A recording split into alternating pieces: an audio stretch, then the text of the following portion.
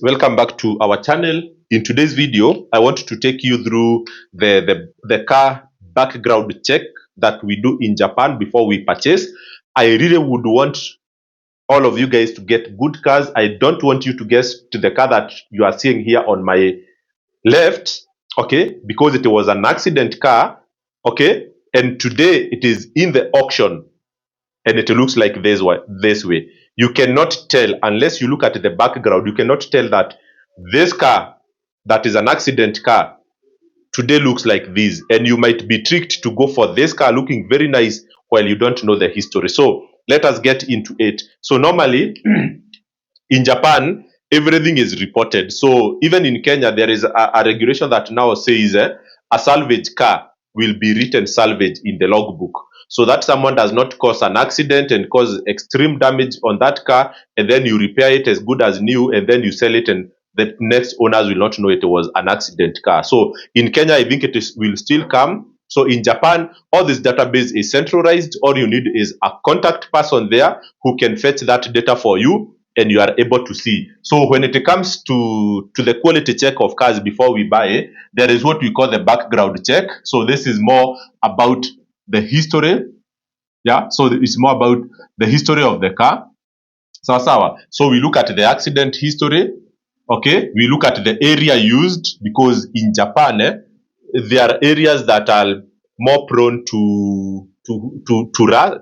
Is it rust? Yes, yes. So there are cars that, if used in certain areas, there are areas that are categorized as high rust areas. So gari imebaiwa from that area, ama gari imetumika kwa hiyo town, most likely itakuwa na rust in the underneath. And also there are towns that are not also good for what we call radioactive materials, or yeah. So depend, unajua Japan iko na so many things, so kuna town ukiona gari ilikuwa imetumika in certain towns, hiyo gari hata inakuwa very cheap, because that town inakuanga na hizo ma radioactive, sijui kama hizo vitu za Hiroshima and Nagasaki in the which century I don't remember, but remember area matters a lot. So kuna gari za certain areas that are very cheap. So also we look at the past owners, sawa. So how many are they? Are they 1, 2, 3, or 5? So normally as we go for 1 or 2 past owners. So area used, I've repeated this point. So area used, and then we have the ownership. Was it a private car or public? So always as we take private cars. So does it have hailstone damage? As I told you, Japan ni place ya high risk na vitu za maji. So maji inaweza either through the hail damage or through the flood damage. So those are the things that we look at the past. Hiyo ni past ya gari, but the past does not mean that the current is is clean. Unaweza kuta gari yenye imetick all these boxes, it does not have any of these red flags, but it doesn't mean that the current status is good, because inaweza kuwa na malfunctions that we are going to discuss on this side. So the second one, ndio tunaitanga the physical verification. So the person buying that car from the auction or from any dealer network has to go and verify that car.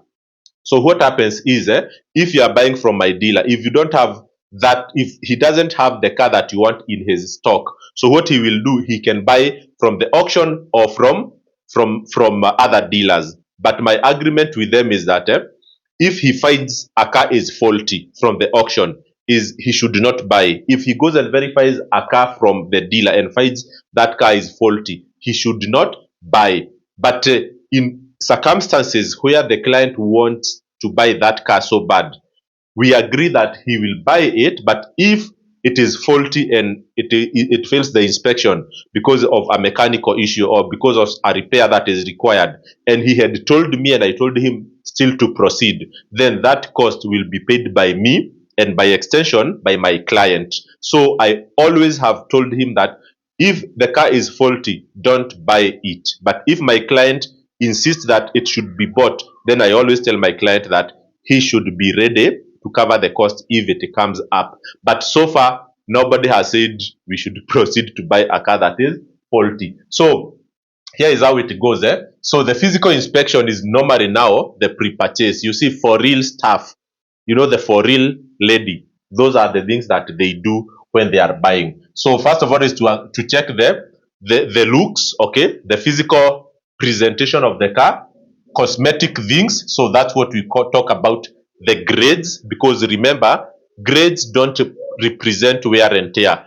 Grades are more towards cosmetics. So is there any damage in what you can see, not in the functionality of the car, not the inside, not the engine? So grade C, grade S is the highest, so that is for brand new cars and years cars manufactured in this year. And then you have grade 6, grade 5, grade 4.5, grade 4, grade 3. So as our focus is on, okay, grade 4.5 and 5 are the majority, but for small cars like the Suzuki Altos and the rest, majority of them we pick grade 4 because it is hard to get grade 4.5. So the current check, they also check on the mechanical issues. So are there any engine leakage, those kind of stuff, because a car can have engine leakage but still it is a grade 5. So I'm saying physical and cosmetics, you know, is a different thing from mechanical things. So electrical electrical things, so things like AC and then every other thing you can imagine to say that a car is functional and in good condition at the current state. So the grade here, we talk of the inside grade and the outside grade. So okay, they are rated from A to F. So A to F, A to F. Sawa. So A is clean, then B, C, D, E, F. So normally our cars, we take them with grade B or A. Okay? With emphasis on grade A interior and grade B exterior. So the exterior can even be C because you can come and repair the exterior. But I always say the interior must be B and above. Sawa, you should not compromise on the interior, because I always say if there are scratch marks on the dashboard, if let's say the roof of the car is torn, or if the seat has a torn or a wrinkled seat, how do you repair that? You cannot repair that. But if a car has a small dent on the outside, okay, if it has a scratch, you can come and quickly do a repaint or bathing and remove it.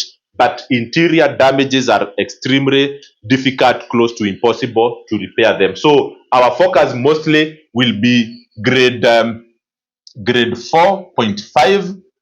Okay, interior must be B and above, and then exterior can be even C. We don't mind sometimes, especially for these small cars. But for big cars, of course, you know, they are better maintained, especially if they are not for business. So guys, if you want any car from us, reach out and we will be able to help you any day, anytime. Cheers and bye bye.